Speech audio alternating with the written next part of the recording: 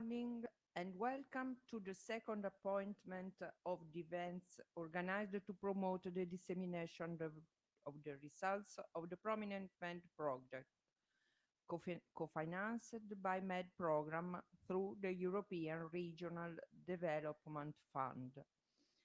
I am Giuseppina Baldassarri and I am the project leader of Prominent Med in Sviluppo Umbria. Sviluppo Umbria, as lead partner of the project, would have liked to welcome the European partners from France, Spain, Portugal, and Croatia, who have been working together for over 3 years. The final conference should have taken place in Perugia, the most important city of Umbria region, and then continue with a study visit in Narni, whose municipality is one of the project partners. Then the COVID-19 pandemic affected our lives. So the International Dissemination Digital Conference and the two other thematics webinar events have been planned in order to explain the contents and the results of the project in 9th, the 15th, and the 22nd of July. The July 9th online conference was a success. We hope that the webinar today and the one scheduled for July 22nd will be equal interest for you. Also, on behalf of the sole administrator and the general director of Sviluppo Umbria, Marco Giulietti and Mauro Agostini, I thank you for your participation. Now, I have the pleasure to leave the floor to Diego Mattioli, project manager of Prominent Med.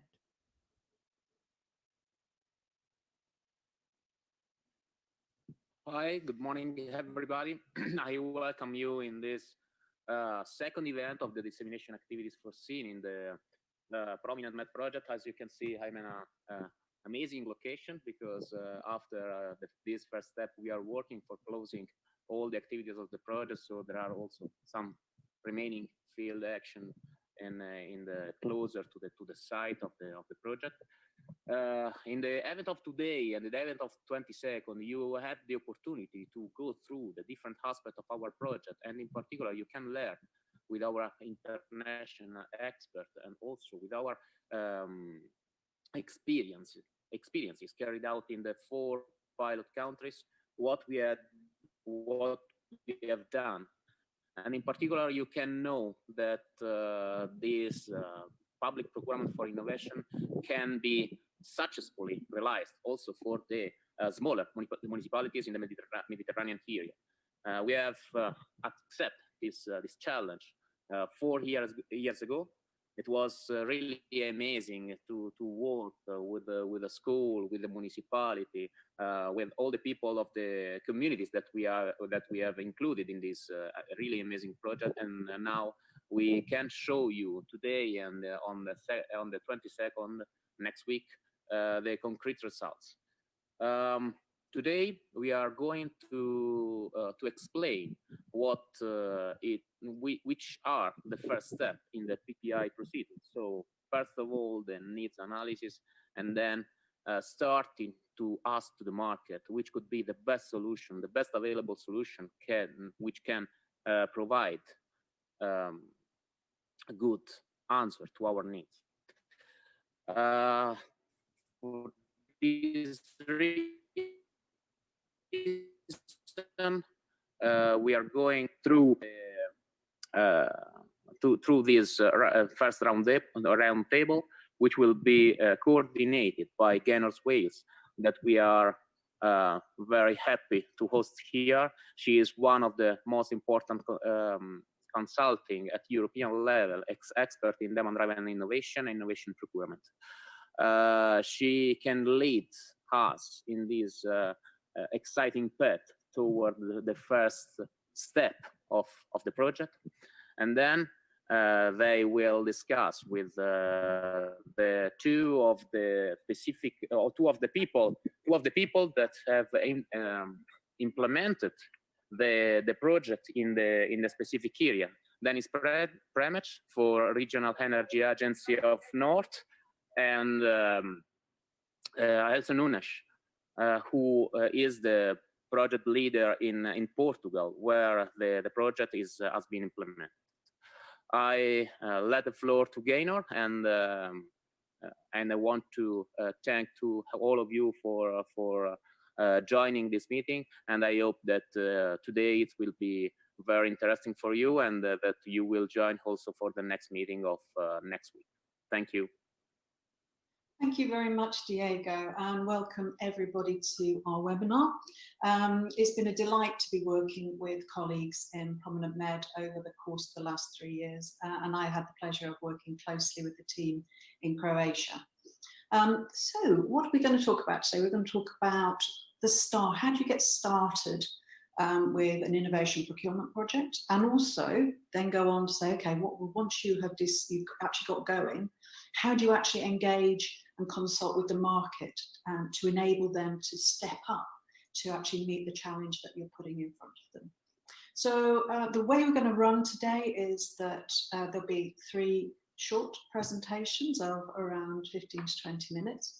I'm going to do a short introduction and then hand over to Dennis and then to Elsa. We'll have a discussion session at the end, so if you've got any questions, as we're getting used to doing this, please put them in the chat, and we'll discuss those in our panel discussion at the end of these 3 short presentations. So I'm just going to share my screen.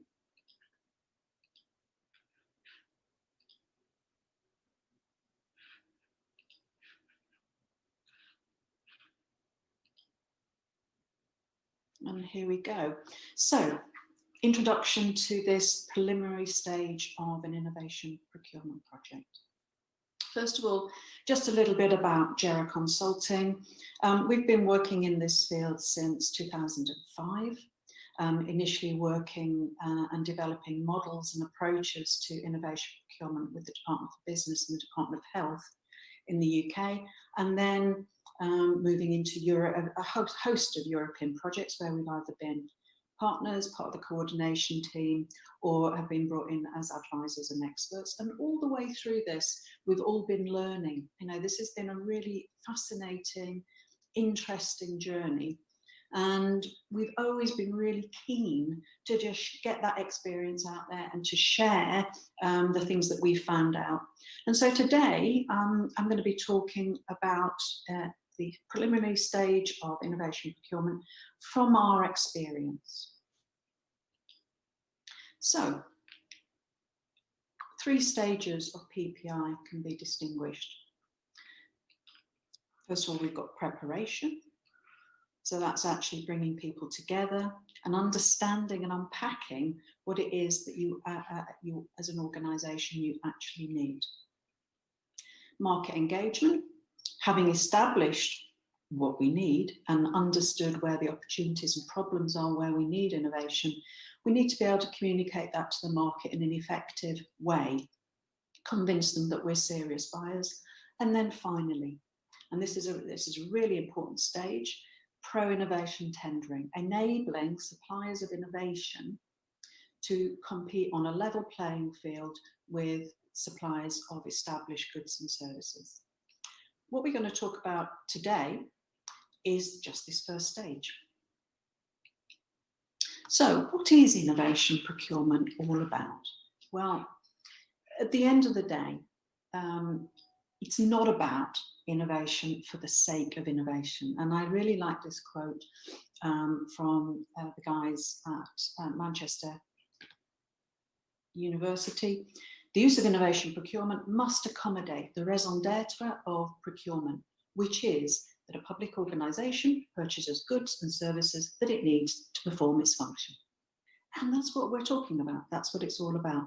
What is it that you actually need as an organisation to do the jobs that you're being asked to do, and keep improving and modernising those services and delivering better outcomes for citizens and for society.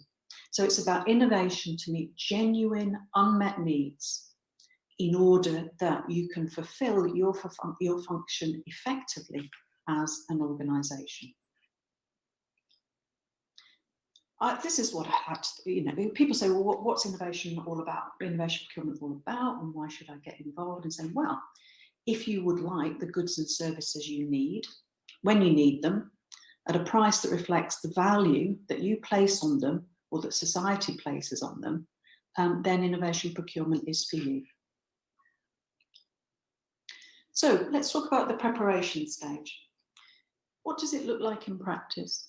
Well, first of all, you've got to know what your unmet needs are. And we'll talk about how you might identify unmet needs in a moment. Very important is actually engaging and bringing together stakeholders in the organisation. Set up a project team. Cross-departmental project teams are really useful, and we've increasingly used something called a decision-making unit, or a DMU, which actually brings together the key people in the organisations who ultimately will be making a decision about the procurement that you're going to make. And as my colleague from TNO, Joram Nauta, would say about the DMU that he sets up, is to say, make sure that the person who can say no is involved. Another key part of this preparation stage is when we're articulating unmet needs, we define them in terms of outcomes. And then basically we then finalise and sign up to something I would call market sounding prospectus, and we'll look at that in a little moment. And that means that you basically have got a firm foundation to work from. However, what we find is that a large number of procurements are, as my colleague in Spain would say, perfunctorily conducted. That is, what we tend to do is just keep buying the same thing and roll out the same tender. So the first step is to stop the procurement conveyor belt. Is actually say, okay, let's pause and actually ask ourselves, this is what we bought last time. Did it really work for us? Have things moved? Have things changed? And actually just start to stop, pause and consider if we could actually do this better, or if actually the solutions we're buying are meeting our unmet needs.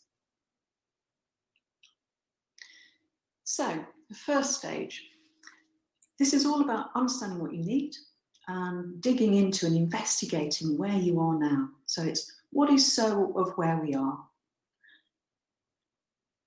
We might look at problems that need a solution or opportunities that present a scope for improvement, such as an investment program.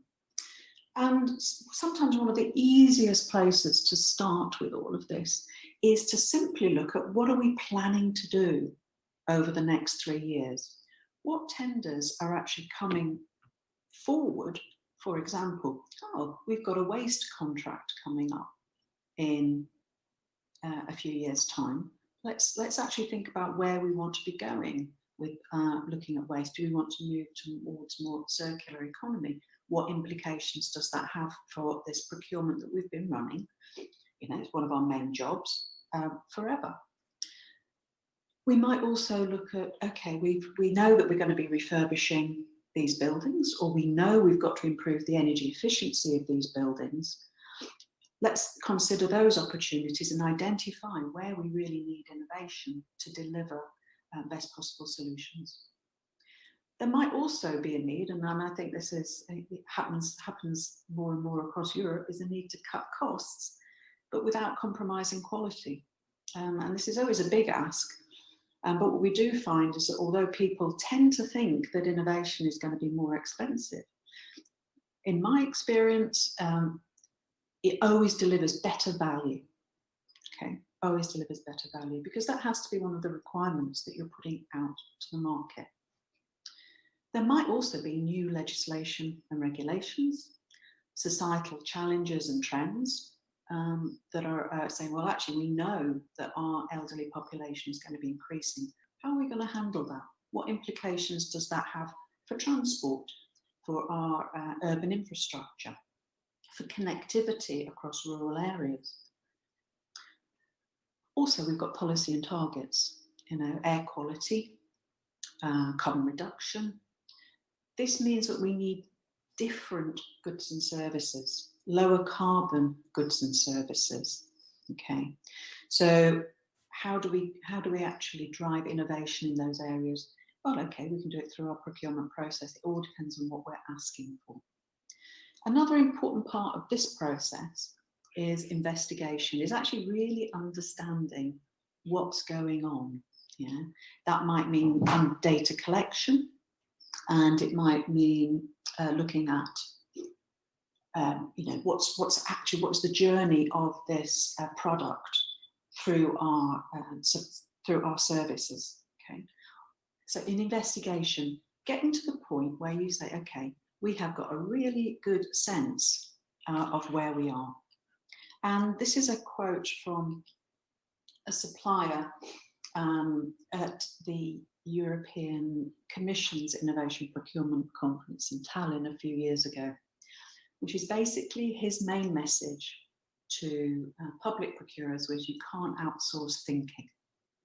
Yeah, sometimes we just have to sit and consider and think about our options and where innovation is needed. As I mentioned at the beginning, for me, the engagement of stakeholders and end users is a really important part of the preparation stage. There are lots of people who are involved in and affected by any procurement.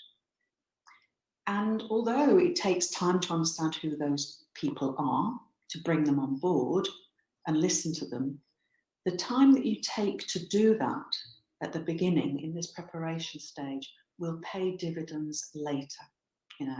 Stakeholders have really good insights. They might be working with these goods and services day in, day out. Okay, so they will understand, what doesn't work, what could be improved. Okay, they will understand. So bring those people on board. And just to illustrate an example of this, I was working with this hospital, Rawicz Hospital in Poland, quite a few years ago now, and this was the first project that we embarked on with the European Commission. It was low carbon buildings for the healthcare sector. But the idea of using innovation procurement as a new mode of buying things was a bit too hard for this organisation to consider in terms of its building projects, because it just didn't really know if it was going to work, and it needed to build its understanding and awareness of innovation procurement. So we said, okay, in that case, what are you likely to be buying in the next few years? And they said, okay, well, we need to renew our contract for uniforms. So they had a budget, they knew they were going to do it. And when they actually started investigating, they found out all sorts of interesting things. That these uniforms were heavy, and they were made from quite heavy cotton. They were quite costly to launder. The laundry was charged on weight, and they actually went and talked to nurses, and they said, well, actually, they're really uncomfortable. They're poor quality. They fall apart. They're not actually, good uniforms from their point of view. They said if we need a maternity version, there isn't one available. There's nowhere to put my pen. There was all sorts of really interesting details that came out. And what was remarkable is that no one had ever asked the nurses anything like this before. And the person I was working with at Rawicz basically called me and said, we did what you said. They were quite sceptical about it. We've been around, we've had focus groups, we've done individual meetings, we've had departmental discussions. They loved it. And she said, I love this work. This is so interesting. Okay. So they identified their unmet need: functional, attractive, user-friendly, easy to clean, more environmentally sustainable. And, this is what happens with innovation procurement. You get what you ask for. Okay. So they got new uniforms that everyone was very happy with. Considerable reduction in carbon, because these were light and they were actually made from eucalyptus fibre, biomaterials. And it was a local company who was able to supply this. They just had never asked before. Okay, so this really works. If you talk to stakeholders, you uncover all sorts of interesting information. So, why would you do it? First of all, you've got to help people understand a new approach to procurement. So they have to understand what this is about, because it might make them nervous. They might, it will help you to make sure that you've got an accurate idea of your unmet needs, and make sure that all opinions are heard and any objections are raised early in this process. Okay, and going forward, when you introduce an innovation, if you've brought people on board, there's much more likely to be an acceptance of, for example, new service models or new technology. You can do this in a formal or informal way. And basically, there are very some simple questions. What works with what we're doing now? What are the problems that you see with what we're doing now? Do you see any future challenges? Okay, so working with a hospital at the moment, they're basically saying, yeah, we're really keen to reduce plastic. This is what we want to do. We want to do this in our theatres. Can you help us to do it?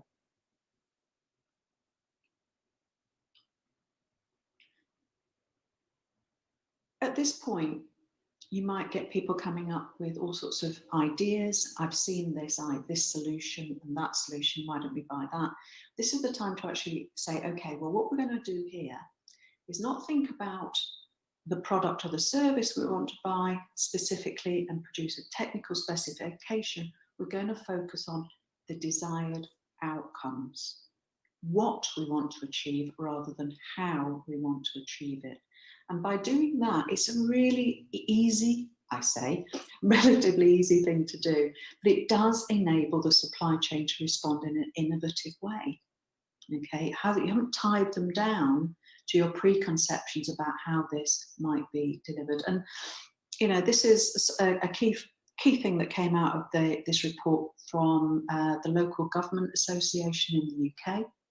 Really interesting report where they're starting to look at innovation procurement more and more.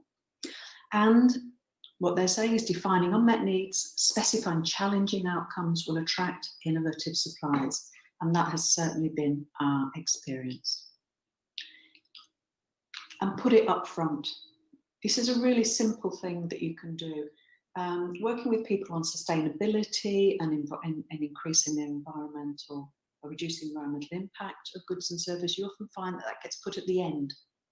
If that's what you want, bring it up. You know, one of the very first projects we did was called the Zero Waste Prison Mattresses. You can't get clearer than that. As a supplier, you know immediately that a wasteful prison mattress cannot be offered. You need to do something different. Put it in the title. Now, what you will find, you know, again, from our own experiences, that there is a low awareness of innovation procurement. So actually helping people feel comfortable with a new approach is important part of this process. Procurement is not seen as a strategic tool to deliver policy objectives. Okay, so there's this disconnect between policy objective and procurement decisions. And one of the important things that we're doing here is in innovation procurement, is trying to show that you can deliver your policy objectives through the procurement process. And also, as I've mentioned, people tend to think products, not problems, and certainly not outcomes. You need to help them do that. And yeah, okay, I've learned this, is that at this stage, that you don't need to mention innovation. Remember, it's all about getting what you need, when you need it, at a price that reflects the value that you place on it. When you're first talking to stakeholders, you may find that they say, problem, what problem? There is no problem here, because it worries them that if there's a problem, it might be their fault. So actually being reassuring in this process is important. For some organisations and some cultures, consultation is really an unfamiliar thing and it can be a bit worrying. So again, reassurance, helping people to understand why you're doing it. Sometimes you can't even get hold of the relevant stakeholders. and you might need senior management help to do that. And in many organisations, we do find, of course, a certain resistance to change. And this can be also be seen as, I'm concerned that I won't be able to adapt to new technology. Okay, I'm concerned this means I may lose my job. Okay, so be aware of these things, take it one step at a time, and you will be really surprised what you find out. At the end of the preparation stage, you're going to be in a really good position. You're going to have a firm foundation. You've got stakeholders on board. You understand the situation you're in now. You're getting a clear idea of what you want to achieve in the future. You've got people from across different departments. You've broken down silos in the organisation. And very importantly, the project's embedded through the engagement of senior management. Critically, what you need to determine at this stage is this demand that we're going to be putting into the market genuine and credible? Take time, create a firm foundation, and it really will pay dividends later. So, you've done all this work. You've done a lot of this preparation stage now. We're moving on to market engagement. There's no point having done all this fantastic work if the market doesn't know what it is that you need, what you need. So this is all about communicating an accurate, credible demand early enough for people to respond and in a convincing way to suppliers. This is pre-tender engagement with the supply chain. This is a really important point. It is not in any way an assessment or evaluation of suppliers. This is about understanding the supply chain's capacity, capability, and appetite to respond to your requirement. Can the supply chain deliver what we need? And how can we, as the customer, support, enable it to do so? People often forget that this market engagement process is a two-way communication. So listening to suppliers is really important.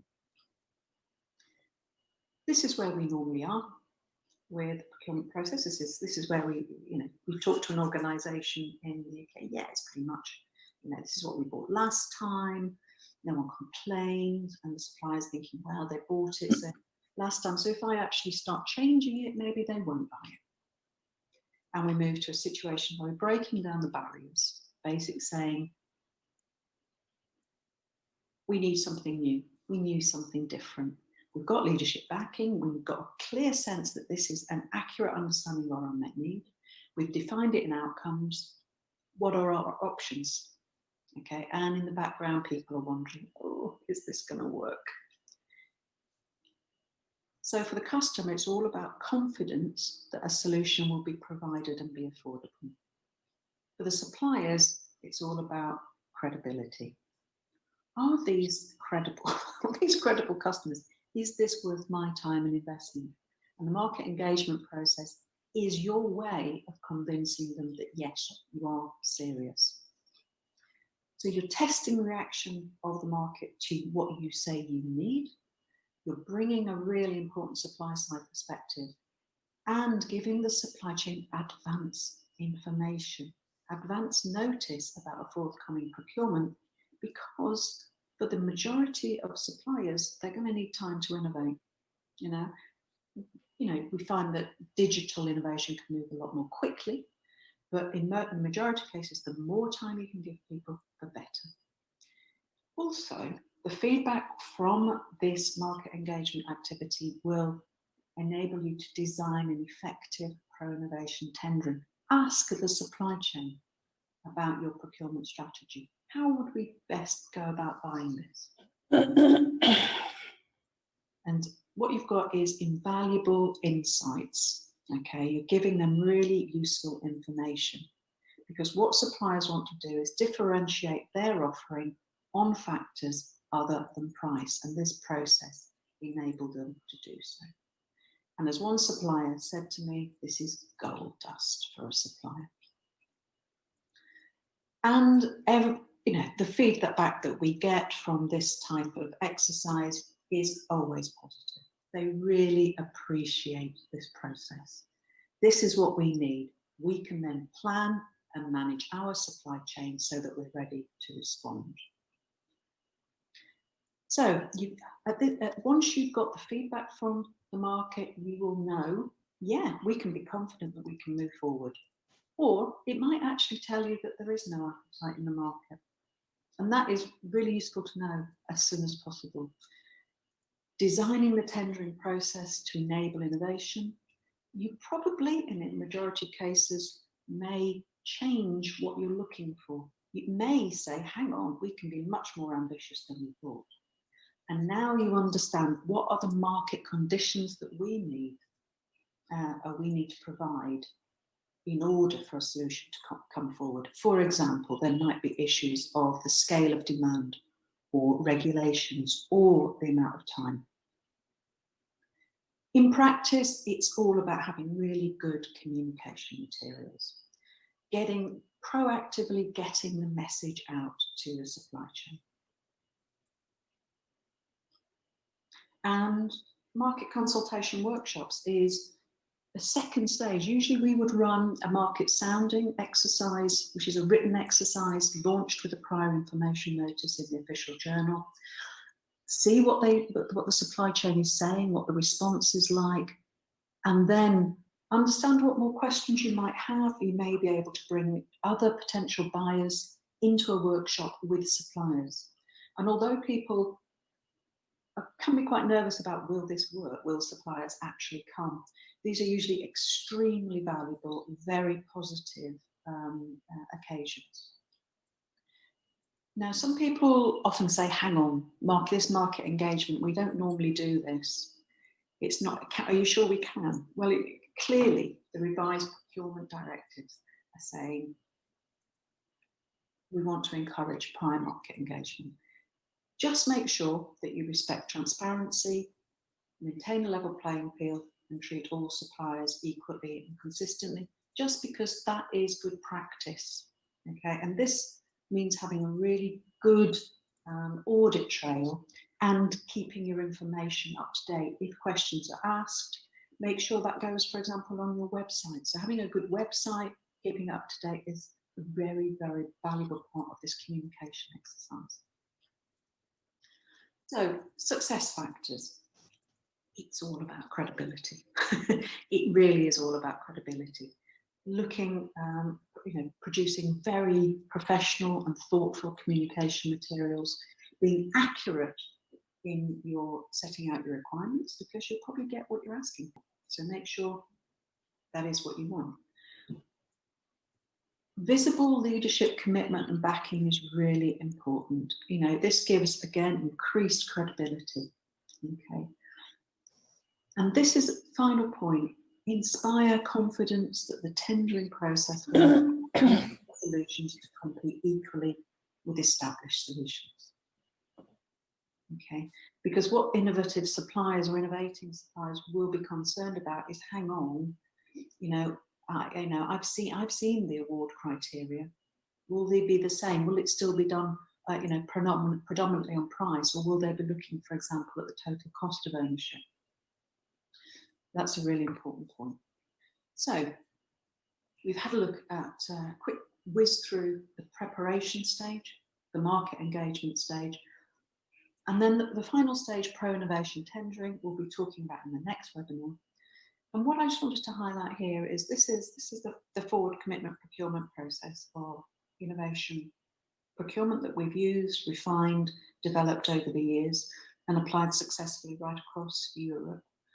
And a part here that I'd just like to highlight is all the way through this, you can be working to build collaborative links with other potential buyers and to bring a wider potential market to bear, which is, again, very encouraging to a supplier.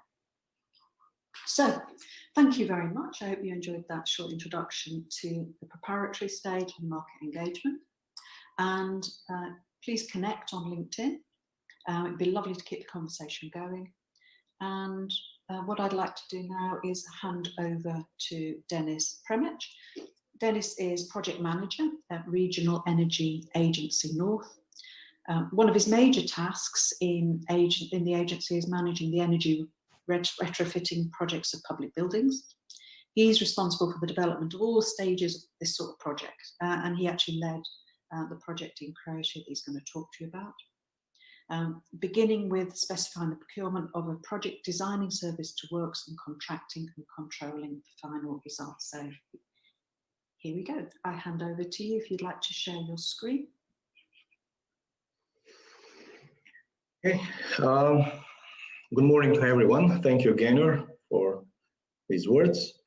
I will just start my presentation. Oh, I can't. I can't start the screen share while the other participant is sharing. My computer says. Okay, so you must stop sharing it. Okay, I don't know how. Okay, here we go. Stop share. It's the big red button. I don't know. There you go. Close the computer. Okay, so let's start.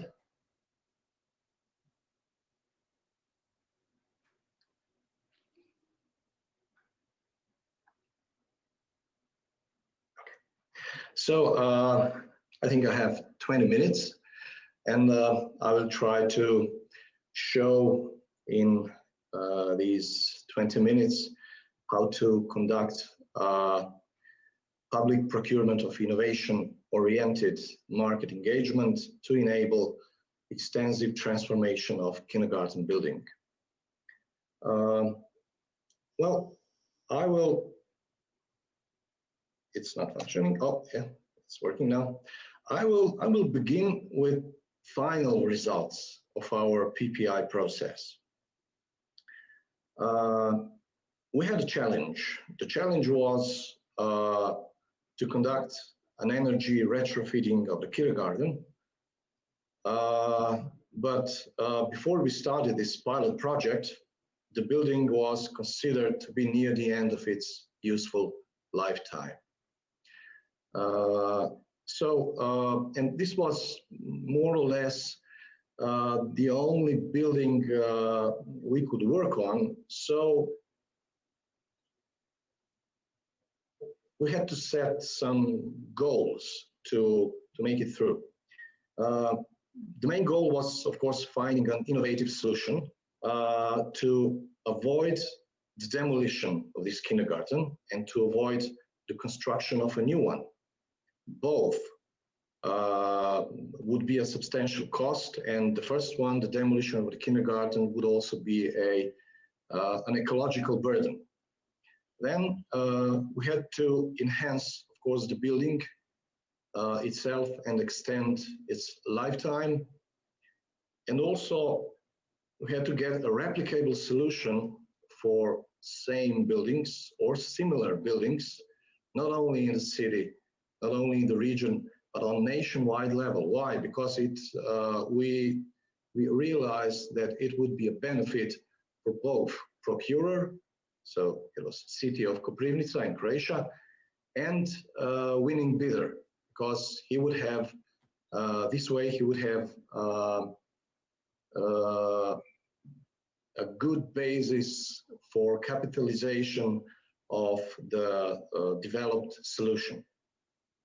So the final result was innovative and not only external, but also internal replicable solution for energy efficient and functional transformation of this 35-year-old prefabricated wooden kindergarten.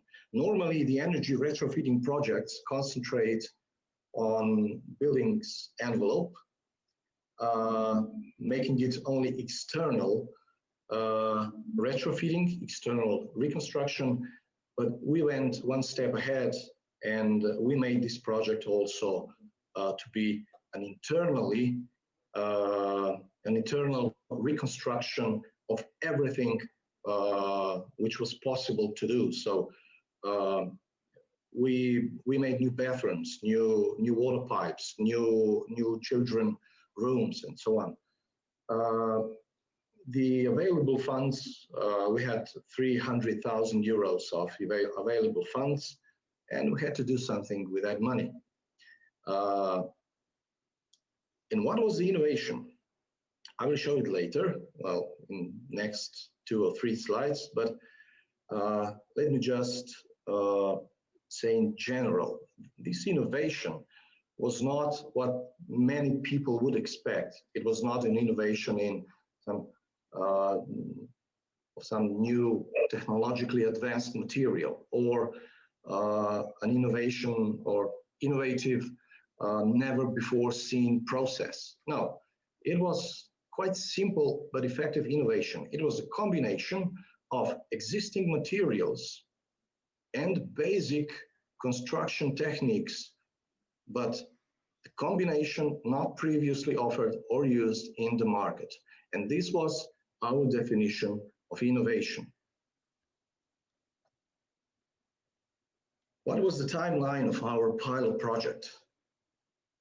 Our procurement procedure started on 31st January 2019.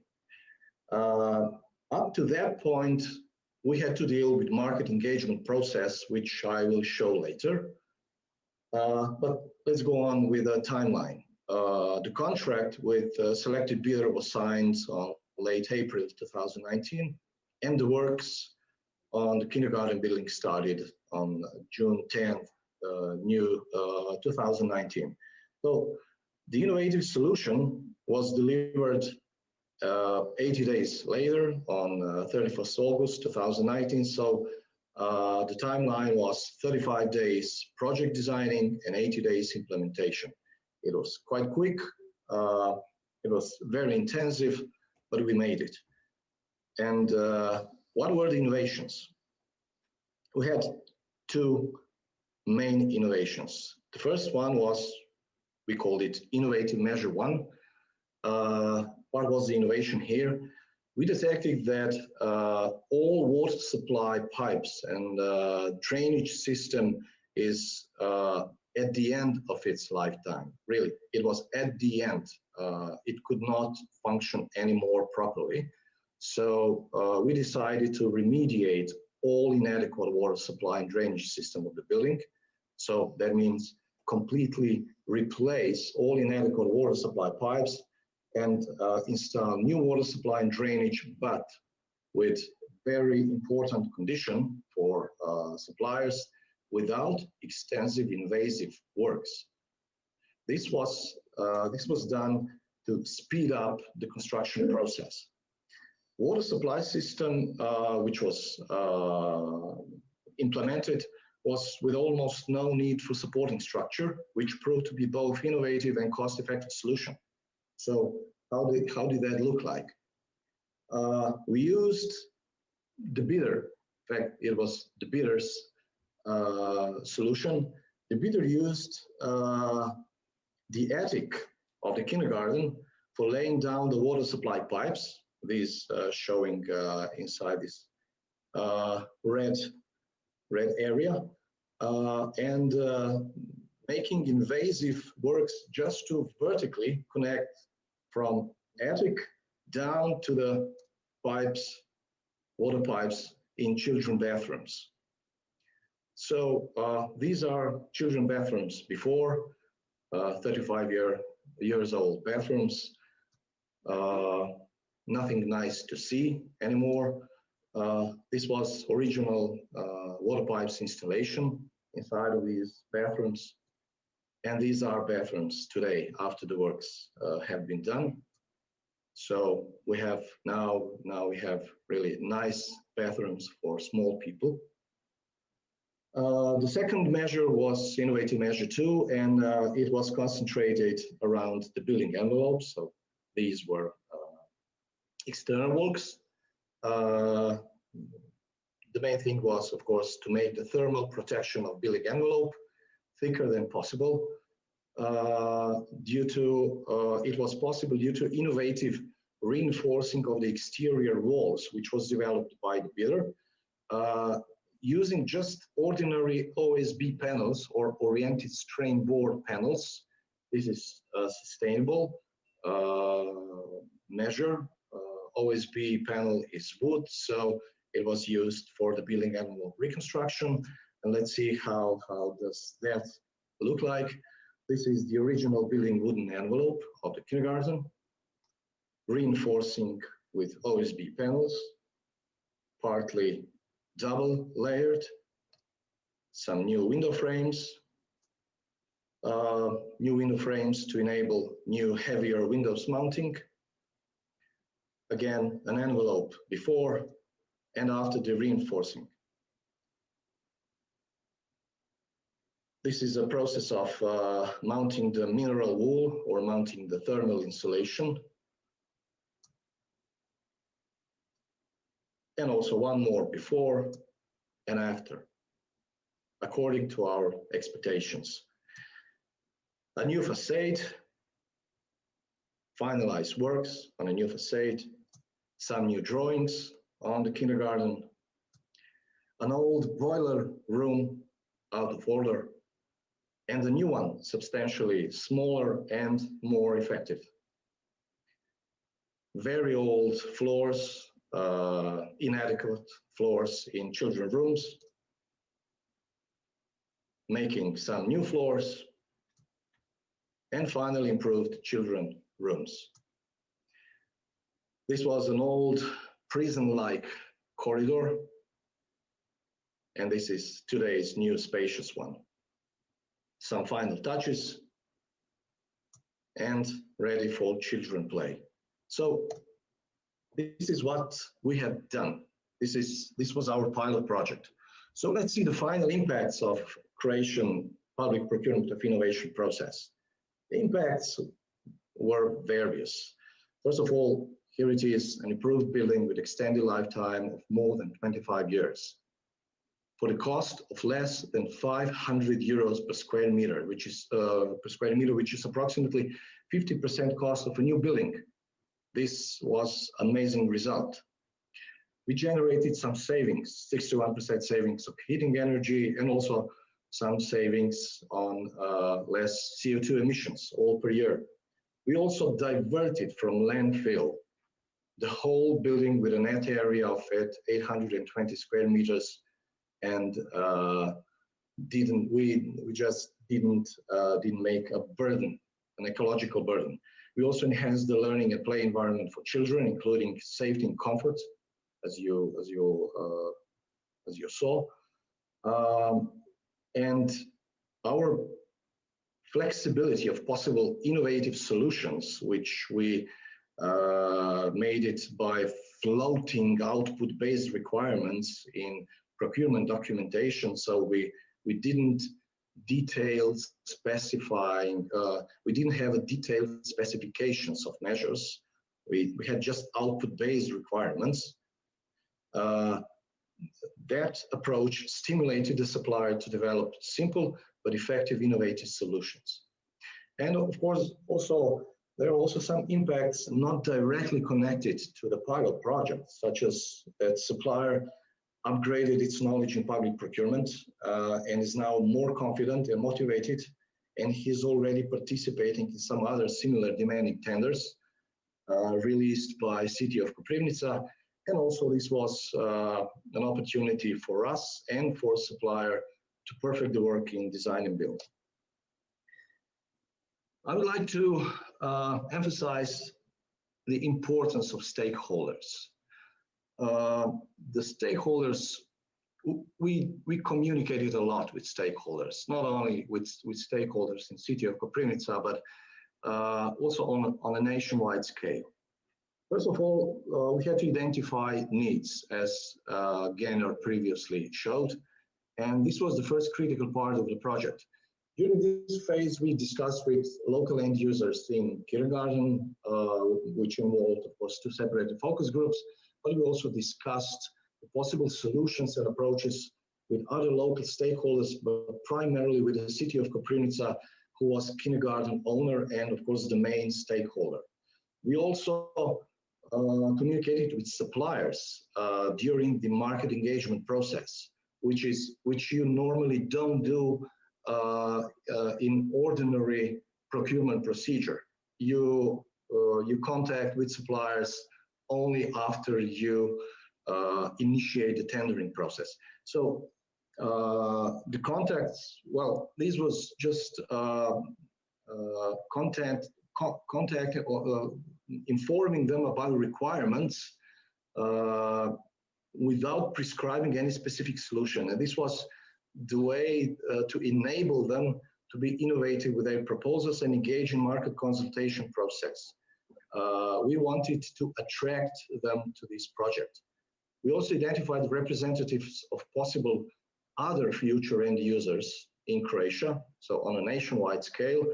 And for this purpose, we conducted a really big market research to identify the possible market size in Croatia, to determine capitalization possibilities for final bidder, and to gain preliminary expressions of interest from 60 public administrations, business entities, faculties, ministries, and so on. And also by engaging design and build approach to the project, and by defining important part of award criteria to be quality and innovation, with almost exactly 50% of all possible points, we had enough arguments to encourage bidders to compete with effective and longer-lasting and innovative solutions.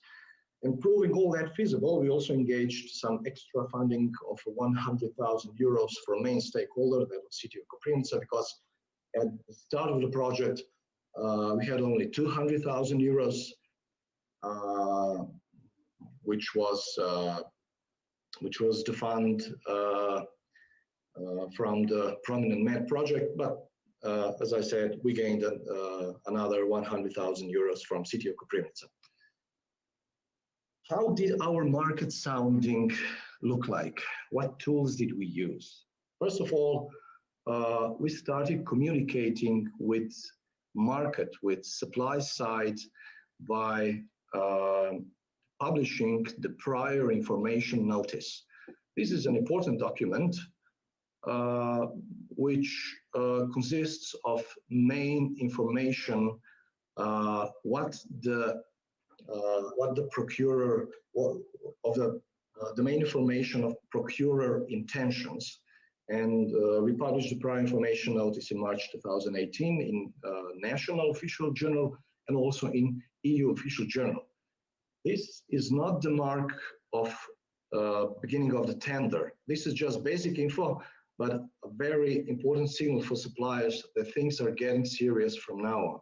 Simultaneously, we published market sounding prospectus, and the market sounding prospectus is also quite important document, much more important document, containing pilot description, output-based requirements, how the further open market consulting process will be carried on, and so on. But simply publishing these two documents in national or EU platforms is not enough. The other part of the market sounding was something else. We started email campaigning immediately. We sent over 15,000 emails, that was prior to GDPR, to contact various people, various stakeholders, various possible bidders, interested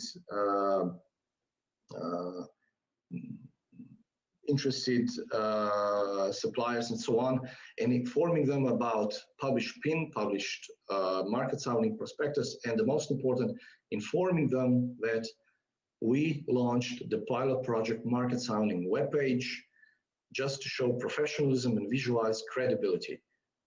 On our market sounding webpage, we offered some tools for suppliers. The first one was, of course, the suppliers were able to download complete pilot project technical documentation, and they were able to reserve make reservations for site visits. And we conducted 3 site visits, on-site visits. They were also able to register for market consultation workshop. This was the last event of our market engagement process. They were also able to make some questions, and we answered them. those questions. And we also launched a so-called suppliers connecting tool.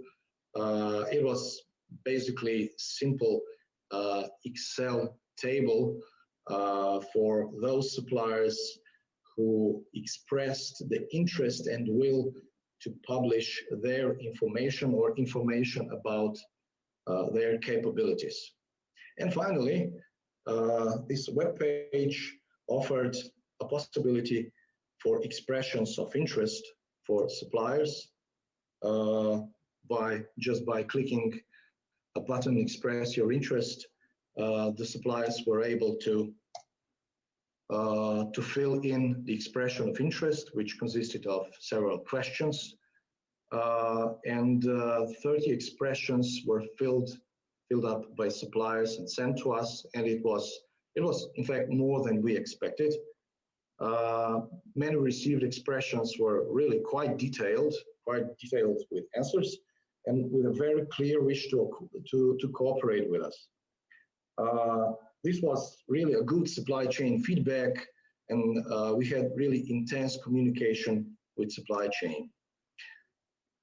Finally, we scheduled the open market consultation workshop, which was conducted on 25th April 2018, so more than 2 years ago. The market consultation workshop was really a success.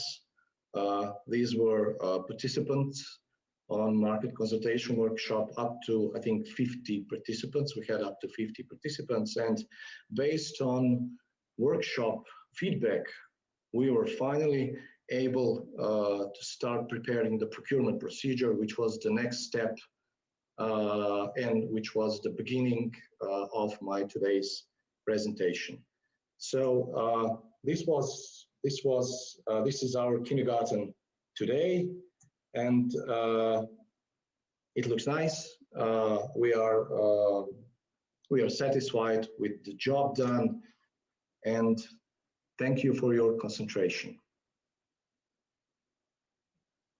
Thank you very much, Dennis. It was absolutely excellent presentation, really inspiring stuff there. We've got some questions coming through in the chat, but we'll deal with those later. Remember, if you've got any questions, please put them through there. And if we could now hand over to Elsa Nunish. Elsa is a graduate in sociology, and later she got her master also in sociology with a focus on regional development. She's dealing with procurement issues on a daily basis, and with Prominent Med, she was the Portuguese project leader and has had hands-on approach to this whole process, as she was involved in the process from its beginning until the end. She's particularly interested in communication issues, and so she's willing to have now the possibility to spread the word on how PPI can be the right fit even in small municipalities.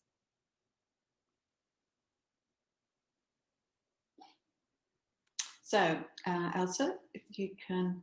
Okay, thank you so much. I'll hand over to you. Thank you. I hope everyone can hear me, and thank you for being with us in this final workshops that CONSULTATION is organizing and that have been previously a success. Well, I'm so unfortunate to talk after Gaynor and Dennis, because they did so wonderful presentations, and so I'm going to try to keep it very short, and I will try to take it also interesting. So what I will tell you now is kind of a short tale with 5 W's and 2 H's, and what I will try to summarize is our journey, our Portuguese journey in this Prominent Med project that is now coming to an end. So I would start with, who are we? Well, we are in Portugal, as you can see that red square, and we are 2 Portuguese partners. SIMBAL, that is an association with territorial scope, aiming at the realization of common interests of the municipalities that are in this association. Sorry. And Symbol integrates several municipalities, as you can see here. And Symbol corresponds to the statistical territorial unit level Unit 3 of Baixo Alentejo, having its headquarters in Beja. Sorry, I'm having a little of a trouble here changing the slides.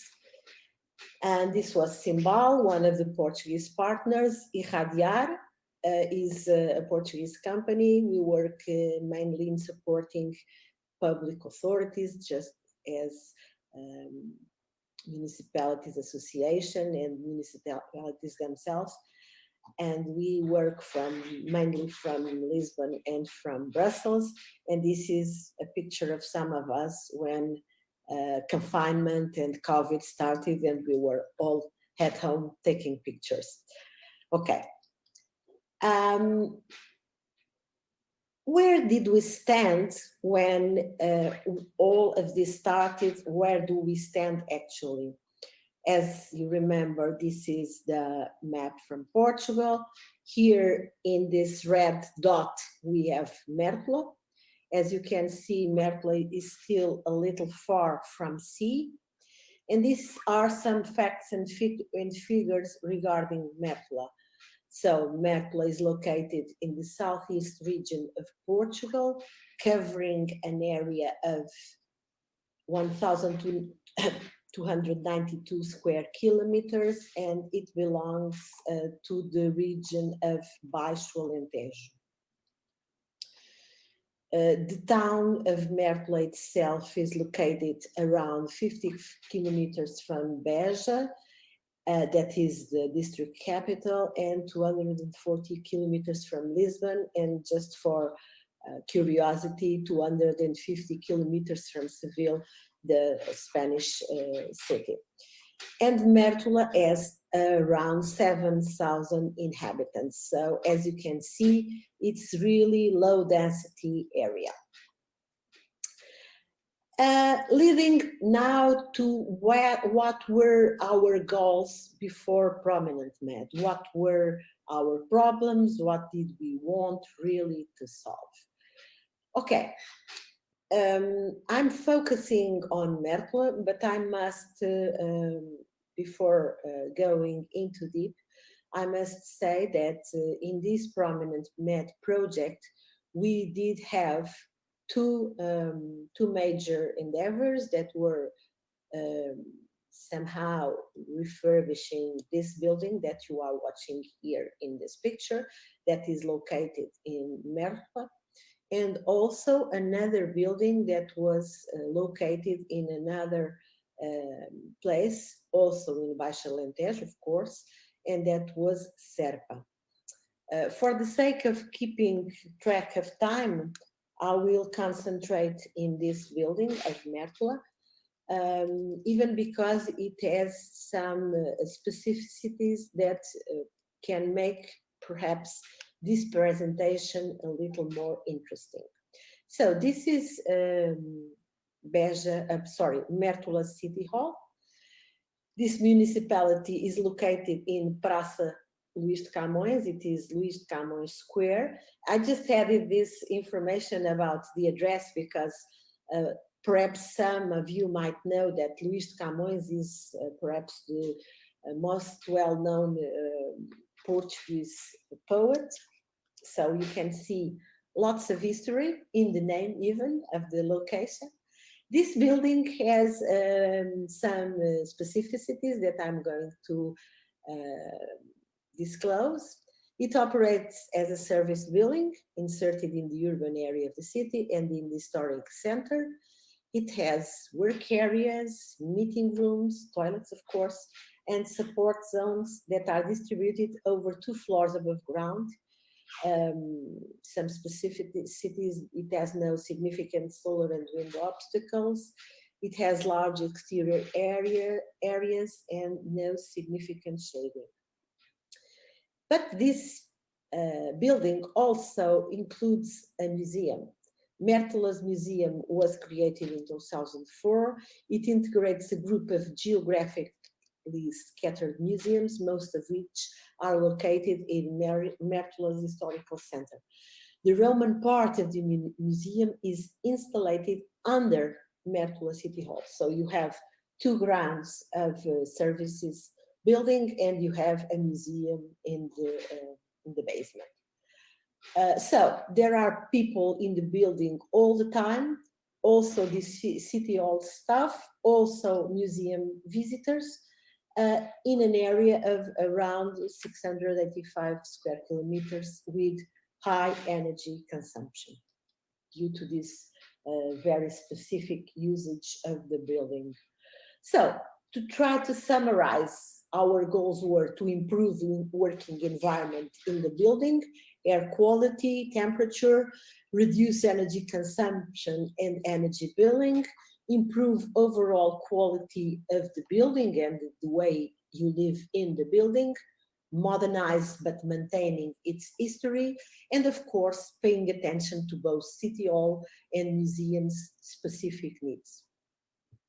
So, our challenge was to balance traditional energy efficient rules and the refurbishment rules and goals with this twofold building usage in the historic center, soon to be a UNESCO heritage. So now jumping into our PPI, we chose competitive dialogue. Why did we choose competitive dialogue? Going back to my previous slides, we can understand that with such a huge list of requirements and ambitions to be fulfilled, we didn't manage to have a clear view on how to solve these many challenges that we were facing. Of course, I could tell you that from the beginning, we were sure that competitive dialogue was the answer, but that wasn't so. It was really something that during the process, we concluded that it was the best way to go. Somewhere really along the process, we realized that we needed to enter in a dialogue with the market parties working together to find the best solution. That would not be, of course, the cheapest solution or the easiest solution or the previous tested solution, but would be that somehow would enable us to answer all the specific requirements. So as 1 + 1 = 2, we found out that near zero idea on solutions and lots of creativity needed equaled competitive dialogue. So we proceeded with competitive dialogue. Coming to the how did we implement this public procurement for innovation, this competitive dialogue procedure? First of all, we did it by the book. It's the only way to go. For those in the audience that are Portuguese and that they are dealing with procurement, you know very well this image because it's our law in what regards public procurement. So you must go by the book, follow each step one by one. There's no other way. We counted and we relied on our prominent net partners and experts to support us. And of course, the Gainer's contribution was very important, as was Technalia, and as was also Corvus, all these people that worked with us and that gave us and delivered seminars and conferences and that were so available for all of us during all this process. With huge investment on market engagement, as Dennis was saying, we had to establish and maintain communication with markets. That was the only way to go. Ensuring, and this is of course very important, ensuring that information was shared with all the stakeholders that were involved in the process, the market, the regional stakeholders and national stakeholders, and overall with all people that were interested in this process. monitoring each time the progress, and a little bit along the way I will explain that time was really a major challenge. With a little help from our stakeholders, this is of course a joke with the song, with a little help from my friends. The help was not really little, it was huge, because it was the only possible way to increase awareness raising, to take advantage of the knowledge of the people that are in the region, that live in the place, and that could anticipate the barriers and could mobilize whatever was necessary to take this endeavor to its end. Okay, now going to the difficulties. How did we overcome the main difficulties? We learned to deal with time constraints. I can tell you that in what relates to the project itself, we luckily had two major time amendments, let us say. We had the possibility to make all the work in a wider period of time. We would have managed it, of course, but it would have been more difficult if we had to deal with the initial time that was allocated to this project, mainly because in the first stage of our procedure, in the first selection, let us say, of partners, of companies, we didn't have enough answers from the market. So going back to what I said, market engagement, awareness raising on this kind of procedures is very important. Embracing complexity, and this is a picture of a detail in the building. This is a simple and at the same time complex process. Using resilience and persistency, this is another detail just to illustrate what I'm saying. And when I say resilience, I mean mainly two aspects that were dealing with choosing the appropriate procedure and having to repeat one of its stages, and persistency, because when you are dealing with lots of actors in the market, you must really be persistent and be sure to allocate the appropriate amount of time to answer all the questions, to make all the visits, and to be sure that everything is equal to everyone. Planning a lot. We had to plan a lot, and to have backup plans and double backup plans to be sure to accomplish our objectives. Following all the process step by step with people in the field, and of course thinking of outside the box, because we are not dealing with tested solutions. We are creating and we are co-creating, and this is very, very important. What lessons did we learn? Count on some market indifference. This is a time-demanding process. You must have market engagement. Stakeholder involvement is crucial. Relying on market to find the best solution is real added value, and keeping an open mind is the only way to go. And so I leave you now with this beautiful landscape. I wish that in a time soon we will be able to be all again there with you, group, and to all visitors that are willing to come to Baixo Alentejo or Mértola. And thank you for your patience in this last presentation. Many, many thanks. That was super interesting, Elsa. Thank you. If you could remove your screen. Yeah, I'm going to do it right away. As we learn. Okay, good. We'll come back to. Thank you. Thank you. No, that was truly interesting. Okay, oops. Bear with me, guys. Here we go.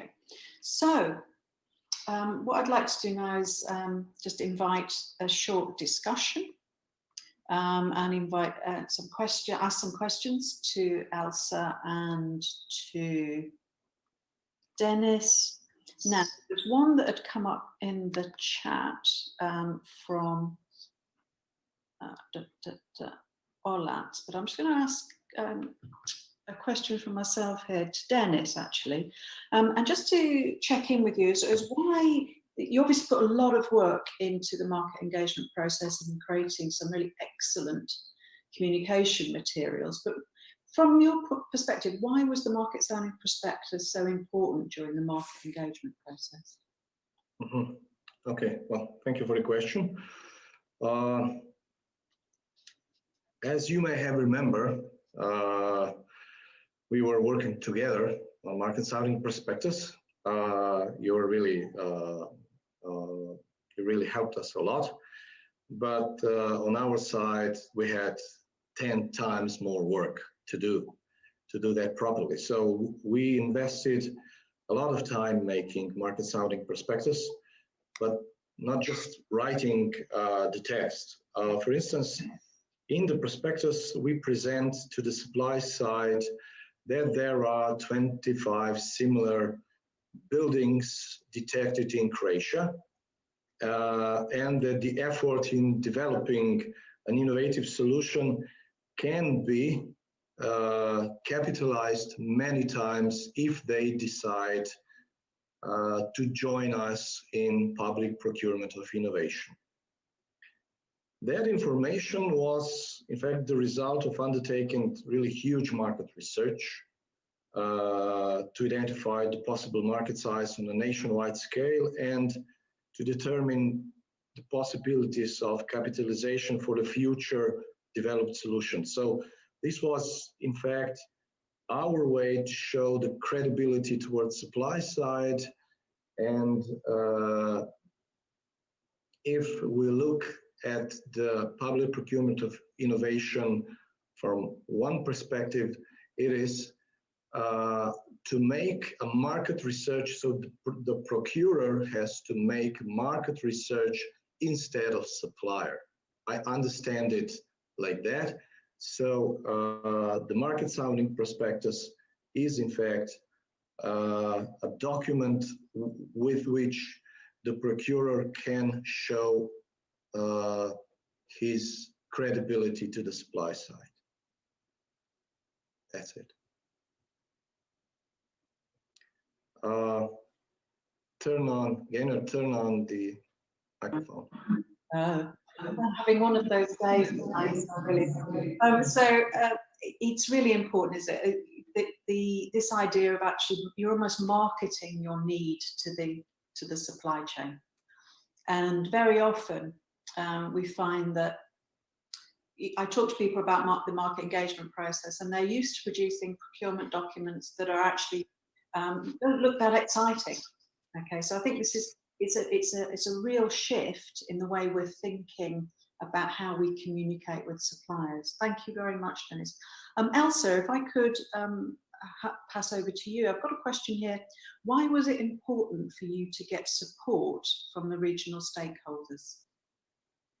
Thank you. Well, for us, regional stakeholders were really, as I told in one of my last slides, really crucial, mainly in three big aspects. In what relates to needs analysis, because people in the field and people in the region were able to have a clear view on how and on what was necessary to have an appropriate intervention and a sustainable intervention, because you are not willing to do some works in a building that in 2 or 3 years are obsolete or are really not working. So in needs analysis, it was really crucial. Also, in mobilizing all the means and all the people that we needed in this process, So not only with awareness raising, but also having people in the different stages of the process. And when you go to the process itself, you need to have people interested in it step by step. These people, these regional stakeholders, will be now people that will help us to disseminate and to take advantage of the experience that we had in these two municipalities. I was just focusing on one, but they are really two. And to bring this experience to the other municipalities in Baixo Alentejo region and hopefully national-wide. So these are the three main aspects where we rely, and we are continuously relying on stakeholders' involvement. That's really interesting. And also, I mean, Dennis, you involved a significant number of stakeholders, didn't you, in this whole process? And it seemed to me that there were different types of stakeholders. You were involving the parents in the school and the teachers. So you've got your community actually in the, if you like, the end user, as well as looking at political engagement and engaging the regional stakeholders and actually adding more investment, which obviously seems a really important part of this process, as well as, you know, this quite significant engagement with the market that you managed to achieve. Are there any particular tips that you would give to people in today about how to engage stakeholders, or how much time you might need to allocate to that and why it's important? Well, I don't have particular advice because you showed practically all the tips during your presentation, all the main tips. But my main advice would be communicate a lot and start preparing not months before, but a year before. This is very important. There is no written strategy for the approach to the stakeholders. It is something you should invent by yourself, but you should be persistent. And that was our experience. You should be persistent, and you should dare to contact stakeholders which you wouldn't normally contact. So, for example, we contacted Ministry for Construction Works, and we appointed a meeting with the secretary of the ministry, and that was quite a successful meeting. We explained our ideas. We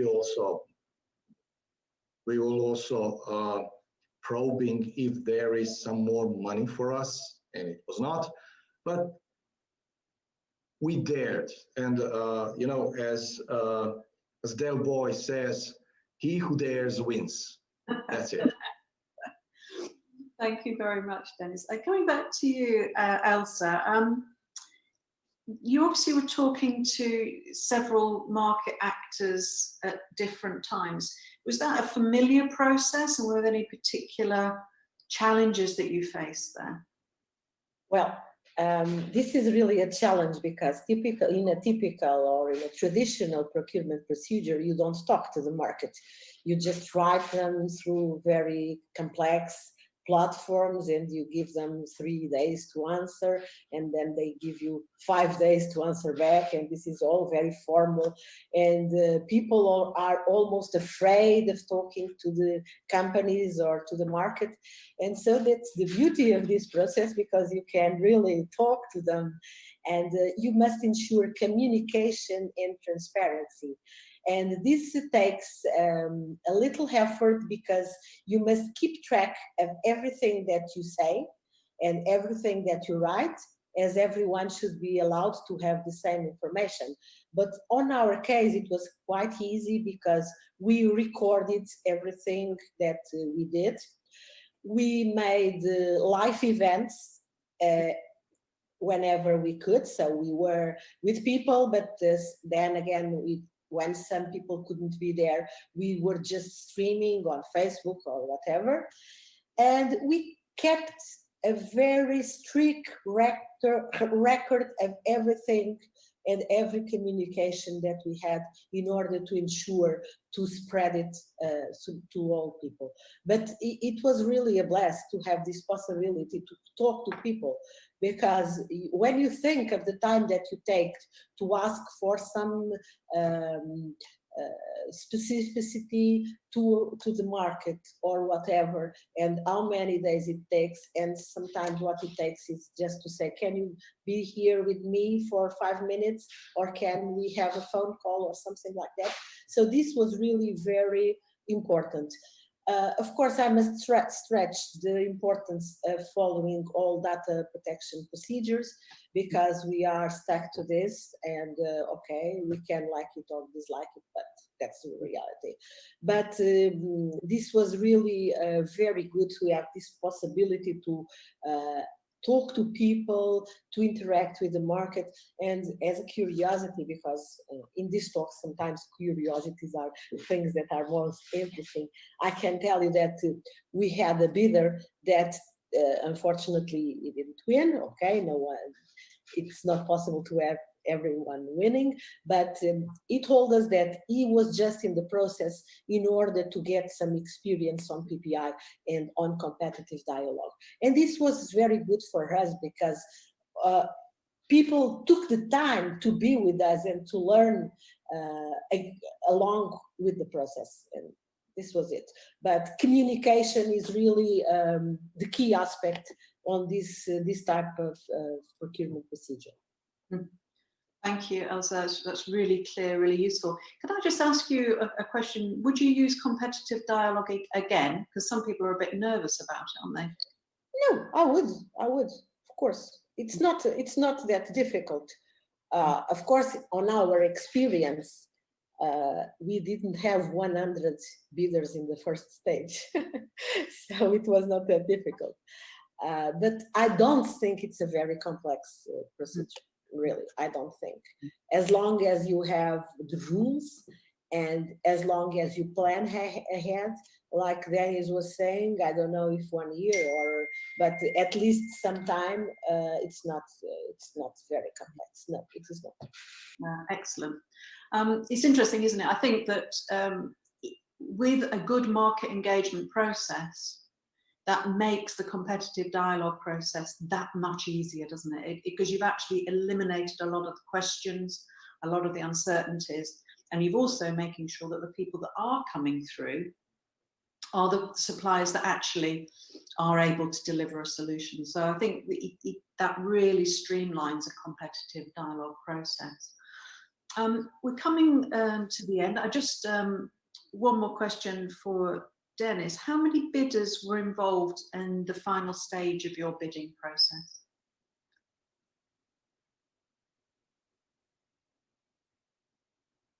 You need to unmute, Dennis. Could. Okay, I'm here. Thank you. This is a question which I often ask myself, because we were on the edge. I can just say so. We chose competitive dialogue with negotiation as our procurement procedure, and we were of course expecting more than one bidder, because we had almost 50 participants on our open market consultation workshop. But the reality was different. Only one bidder stepped into the bidding process in final stage. And we were quite afraid, I must say. But I don't know, we had luck, but also we encouraged the bidder to go ahead. So on the other hand, it was not totally a surprise because the public procurement of innovation was for the first time launched in Croatia. This is a small market. It was launched by the procurer, who is not a big buyer. The city of Koprivnica, the city itself has only 30,000 inhabitants, so it's not a big buyer. But overall, it was a success because it showed to the market and to public procurers that the procurement of innovation, even in such conditions, is possible to conduct. Okay, that's interesting. There's also a question from Olats asking what sort of suppliers you had responding to the market engagement, and Yes. but also, if I remember, there was quite a shift in the nature of the market from when you did the market engagement. You know, so things had actually moved on and had changed by the time you actually got to the tendering process. Yes, well, we had some earthquakes in the construction market in Croatia in 2018 because the government decided to launch more than 200 million euros of funds for energy retrofitting projects. So it created a lot of demand on the market, and the prices went up by 30 or 40%, the prices of works. So this is we had to deal with, and it looked at the beginning that 200 or 300,000 euros is enough for what we planned to do.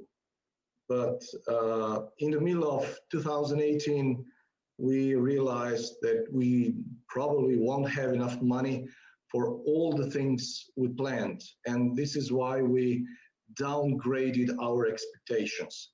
But overall, you must admit that we did a good job.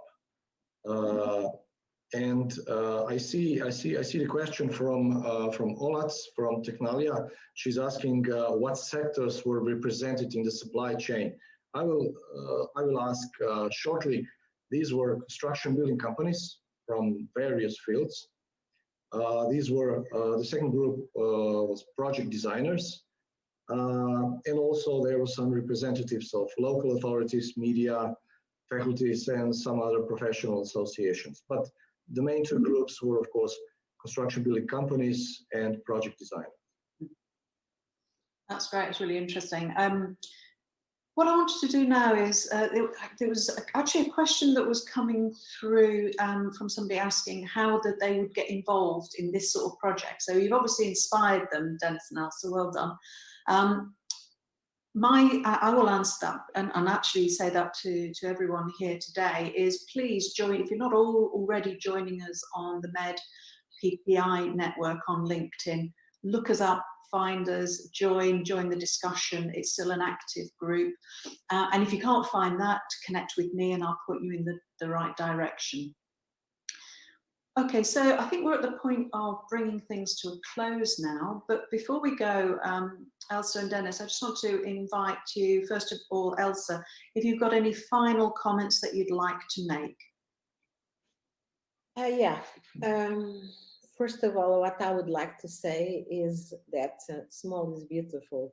So don't ever think that if you are in a small entity or a small municipality, you must go with traditional solutions and no one would get interest from you, because we just had 200,000 euros to spend. And we have a journey from Lisbon, that is the capital city of the country, that takes 3 hours. And even like that, the bidders went there and we made it. So we have in Mertla around 7,000 inhabitants. We are really small, but small is beautiful. And even though you may not have the same impact that big cities have, don't forget that small can also be sort of like a pilot. So if you are small, you can serve as a pilot experience and as a reference.